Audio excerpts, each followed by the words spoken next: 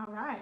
Alrighty, hi and welcome to Facebook Live and Instagram Live. The sisters are in. It's a little bit. Feels like it's been a little bit.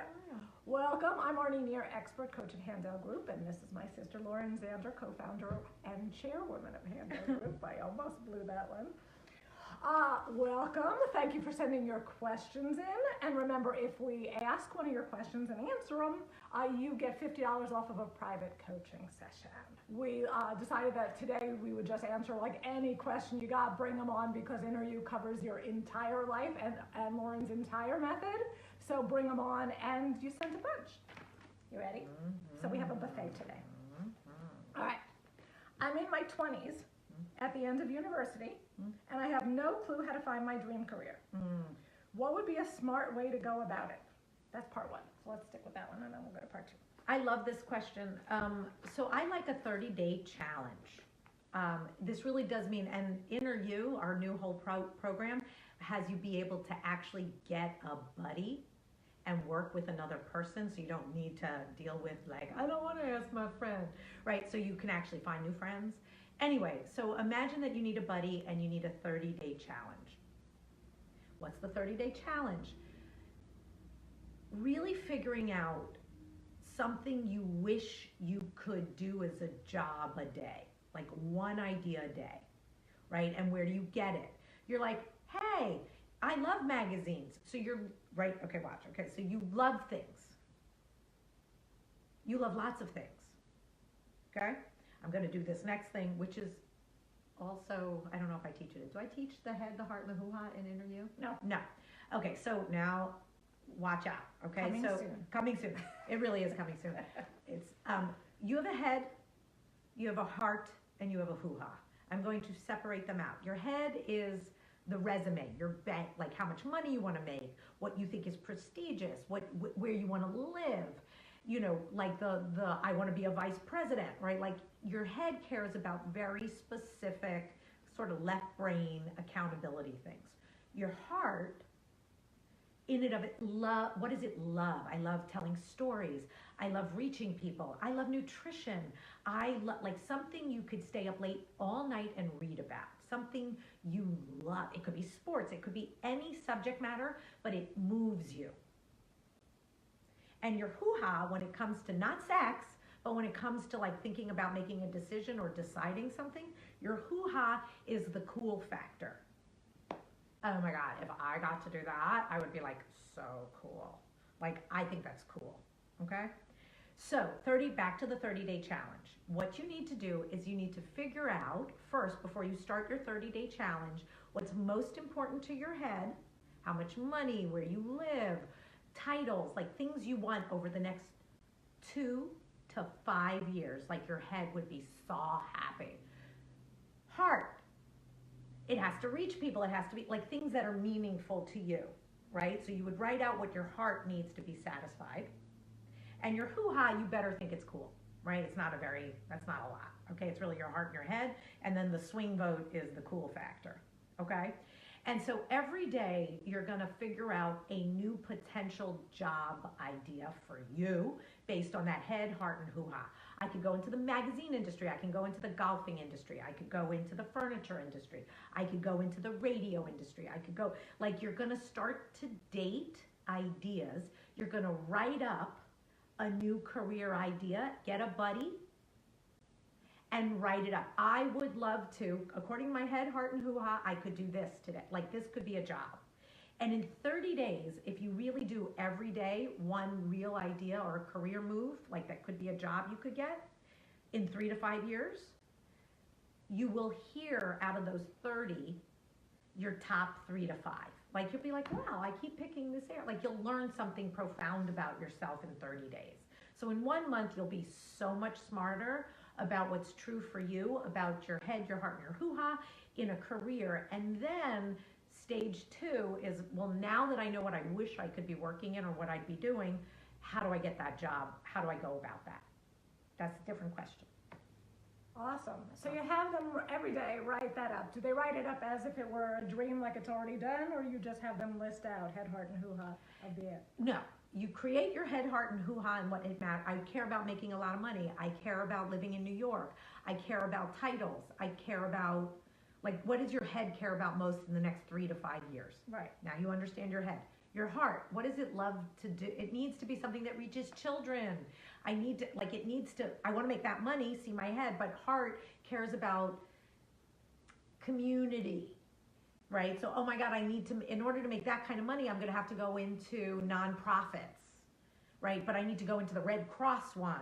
So every day, what you're going to do is once you figure out what your head, your heart, and your hoo-ha care about most, Right. that's like an archetype setup for you to then go figure out one day at a time a potential job that satisfies your head, heart, and hoo-ha. Gotcha. So now you're the editor of Health Magazine.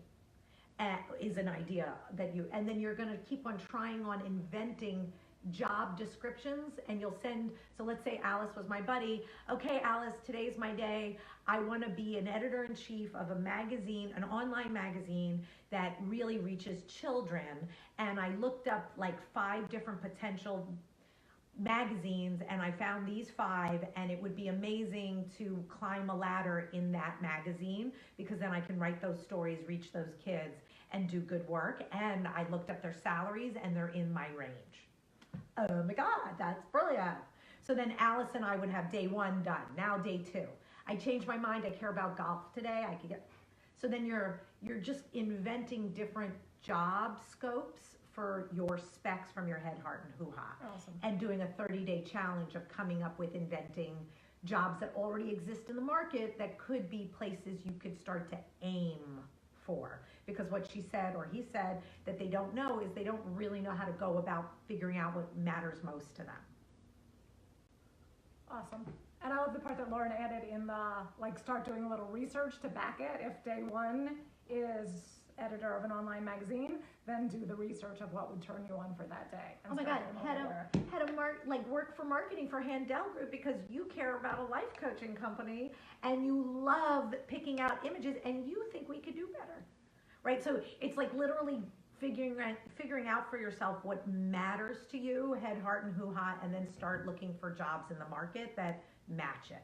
It's actually a lot of fun, and if you get a buddy, right, they can it's not to get them to like what you said or not like what you said, it's more so that they read it and they hear you, and you're starting to really, go for a run every day for that half hour, right? And give yourself at least an hour to do this a day. And then you could hear how you could apply, like this was about career, but you really could apply this to finding love or finding a house, right? You could apply the same exact method for that. We recommend you do. Rock on. All right. Part 2 of this person's question. Wow. All right. How do I get better at making plans? How do you 2 go about it, especially if it's in an area that has no, hang on, might still be about career. How do you 2 go about it, especially if it's an area that has no predefined paths like life coaching in the 90s, in contrast to becoming a lawyer? So it's okay. Still work So here's the thing, and I'm gonna cut to the chase about this. Most people are not rainmakers. Most people are not Lauren Zander. Fuck no. Sorry, guys. Most people are not going to figure out how to want something and then be a whore, in the nicest way I could say that actually, about getting it, right? So when I am a self-starter. There are people who are self-starters, and you need to know if you love being a self-starter or not. You will get up and go do what you got to do. If you make a list, you are going to keep that list, and you want to make a better list every day, and you're going to fucking do it, right? As a matter of fact, this one, just waiting for it. Self-starter. Marnie needs a bitch to climb up her little tustus and make her do everything. As you were saying it, I was just picturing us in one of those driver's ed cars, because I'm not a self-starter. I needed Lauren over there in riding shotgun, yelling at me. And I made it to my dream, but I really required that. So it was not a fucking Tesla. Okay. It did not drive itself. Okay, so if you want to reinvent, if you want to be what life coaching in the 90s, or, you want to be life coach, you want to be some version of brand new that doesn't exist, you better be me, not her. She's awesome. She needs a me. I don't need anyone. I need a her event. I need her when I'm growing and growing and growing and growing. But alone by myself, I am happy to chase my dreams down. So when you ask that question, you better be a rainmaker if you want to take an area that doesn't already exist and self-starting and making something happen, like literally the crazy phenomena of rubbing sticks together makes fire. That better be you. How do you know if that's you or not? It turns you on and you're like, I'll walk up to anyone. I'll ask anyone anything. I am that person. You already know. It doesn't mean you don't have any fear, but you know who you are. And I am sorry to let you know this. Most people are not that. Now, can you learn how to be that? Yes. But then you'll need to hire asshole, obnoxious, arrogant, push you coach. And I made Marnie do all her writing dreams, actually. And it was fun, right? So if you're not the self-starter, but really wish you could start something and you have a real idea, you would get yourself a coach or really actually go, like sign up for interview. It's designed for people to find each other and go through the process together, which is all about promises and learning how to really cause something, which sounds a lot like force. She barks at you through the whole thing. The whole thing. I highly recommend. So just know which camp you're in, okay? So that question implies that you wish you were in the camp you're not. Yeah, know who you are. I really have no problem being in that. Just have someone bark at you. Yeah. All right, ready? Yeah. All right, if I work 9 to 5, what can I do to still make sure I'm still living on my own terms? What does that even mean? Like you think you sold your soul for 9 to 5? Well, first of all, if you don't like your, like, there's no such thing as like someone owns your 9 to 5. That means you're unhappy in your career. Yeah. Right? That is not, that's a, Chris, what was it? It's Chris Rock once made this concept, like he shared this concept in one of his routines, like his comedy, that there's two types of people. One who are in a career, like they're in an endeavor their whole life, and another person at the same time is in a job. And when you're in a job, you don't have a vision for your whole life. You're like doing this in order to get money. You have a job, you're in order to. Right. Right? This human who wrote this, I'm sad to let you know, you do not have a career, like something you're engaged in fully, which is why it sounds like a job, smells like a job, and sucks like a job. So what I would tell you that person really needs to do in their life is find something that's way more meaningful and way more like, I work here because this is my dream versus I clock in 9 to 5 on their dream. And if you really feel like you're working for someone else's dream and it's not yours, or it's only slightly like, oh, it's close, but it's not really mine, find one that is. Or you may have a vision, you may want to start a company or want to figure out some other way to cause something in your life that's way more adventuresome, right? Because you're being bored. But what I have to say about people that are being bored is, ready? You're boring. You're not being bored. It's not boring. There's no it. There's only you. And whatever you're tolerating is on you. Awesome. Yeah. And I'm going to bring you back to interview. In interview, the first module, or 2 or 3, right, is about getting clear about your dream for, in this case, your career, not your job, right? And it lets you also find and sniff out your fingerprints in that you'd hear, am I still living on my own terms? So that it sounds very victimized about your job versus you put yourself in there and what are you avoiding by staying there? You can walk into that room with your boss and go, I quit and I'm not staying for the day. No one owns you. No one has you. You could go straight to the airport and get on a plane, bring your passport, and go anywhere in the whole wide world and start a new life. this sentence doesn't understand how free you are, and it's all in your mind that you're not. Now, yes, I have 3 children. Yes, I designed my life. I cannot pick up and do it. But the truth is I can still do that. I can just, do you understand? Like, there is no one holding you down or making you go to that job. And the way you're languaging it points to how you blamed everybody else. And then you're not owning your own designer. Like, you're the designer. This is your design. Okay. All right, cool. All right. I know we all manifest differently. Mhm. How do you personally manifest?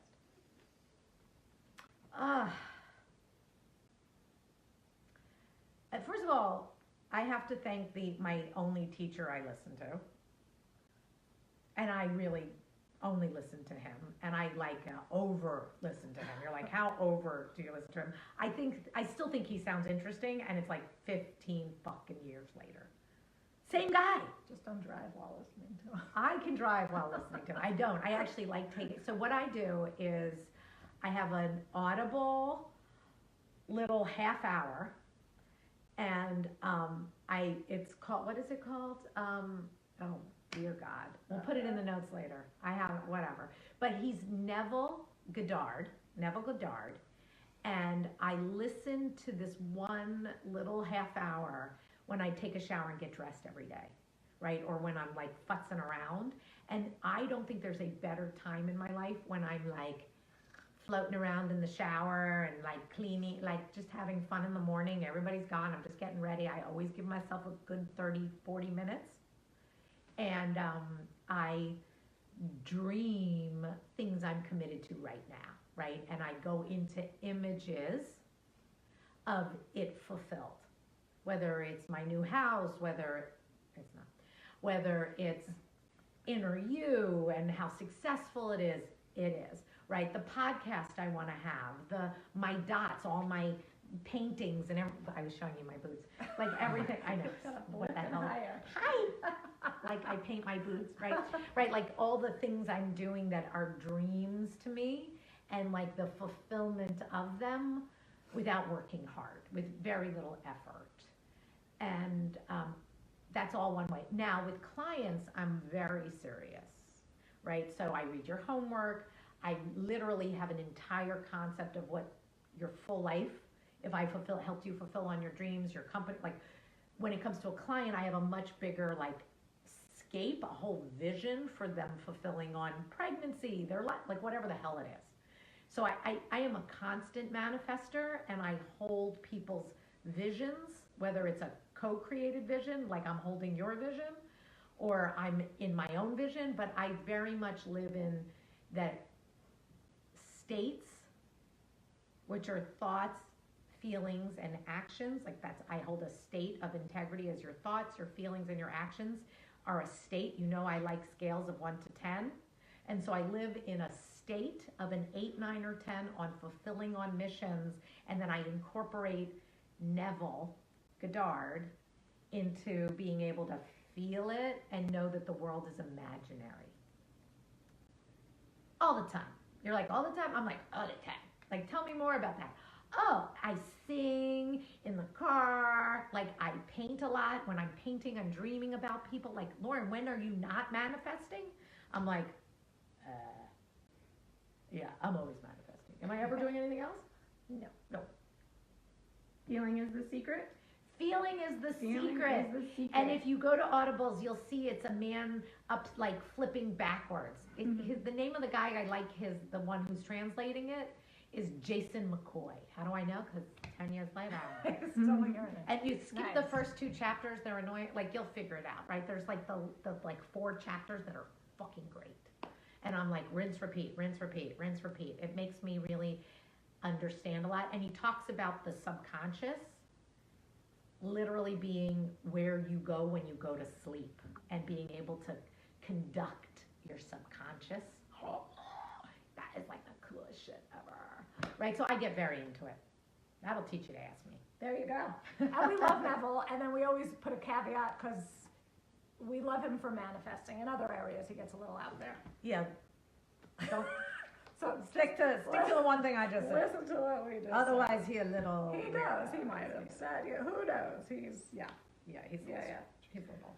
off the deep end. All right, and another thing we do, I'll just share one of my favorite manifesting things that a bunch of us do, maybe all of us do in Handel, is we design our day every day. We do. So in the morning, before 10, during the week, I write out in the past tense what happened during the day, right? So I had a great freaking day, there was, magic happened, all, prizes, everything I wanted to happen happened, right? And I finished whatever I was writing, and I was all proud of it. And so I write it in the past tense every day, and at the end of every day, I see how I did.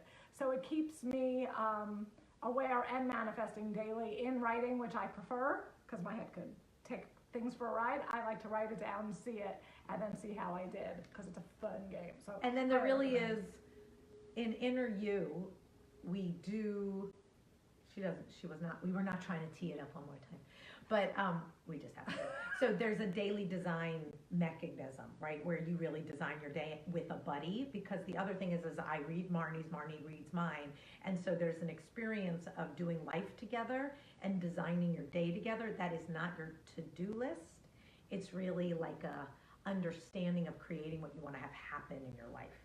And then we have a record of I literally have 15 years of design days, and they get better. And the resonance, the way they get more and more concentrated in being able to believe that we're designing our day, that happens we call it a DD. So we do DDs every day, and it truly is creating reality with your besties, or, and holding each other accountable for a dream life. Yeah. Doesn't that sound like it could help life be more fun? It definitely does. I write emails I want to get, I write it for them. So much fun to play that God in your universe. So much fun. Yeah, there is a lot of tricks that we teach you. If you don't know them, Handel's been building them for 15 years. It's true. It's true. All right, let me see. How do you keep consequences? Tell my children, tell everyone, tell someone who actually will. Consequences are a mechanism for getting in trouble, but it's not trouble, like the police are coming for you, trouble, right? This is inventing trouble, right? So what does that mean? It means my kids really do know. So here's a perfect one. That if I have a promise that I'm not allowed to get hot when I get mad, right? I can get upset, but I can't get, can you imagine I could get a little hot? Never. Right? No hot allowed, right? And I don't want to get hot, and I'm not allowed to get hot. And here's the rule. If I get hot, and everyone in the house who's in earshot of my heat gets $20 and an apology until they forgive me. I know I screamed. I know I'm not allowed to get that kind of hot. I really need to apologize and give you $20. Do you think I really want to make that round? Everybody clear? I don't make that round. So what I did, when I make a consequence, I make it perfect, that paying the consequence would not cost, it's not a lot of money. It's a lot of eating crow or being embarrassed that I had to do that. But my kids know it, my husband knows it, and it maybe happens once a year. But you're like, do the kids make me pay up? Does everyone know? They look happy, right? That mommy blew a what's it called, a gasket?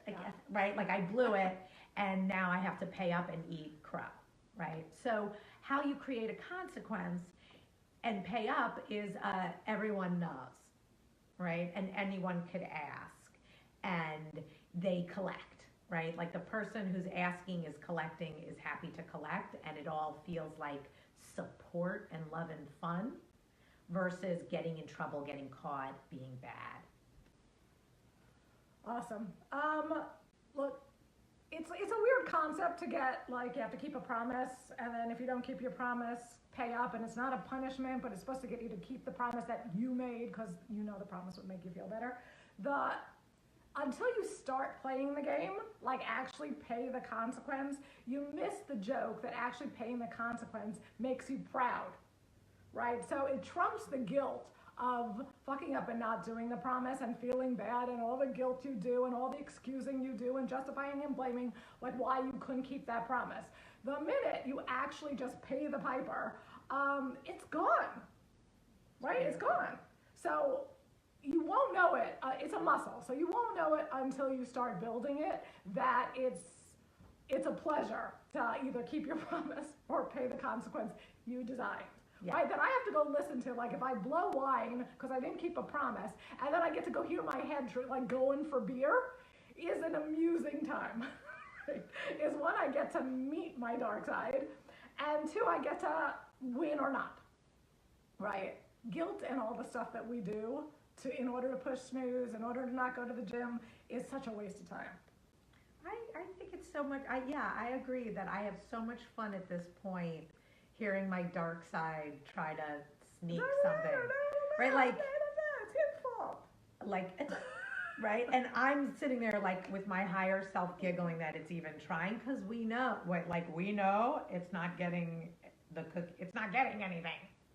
It is going to bed on time, right? Like, it's just a funny thing. It's a funny new relationship to keeping promises and the consequence is definitely critical to feeling free when you're an asshole. Right? Are you human? Because that does mean you'll be being an asshole. Never again.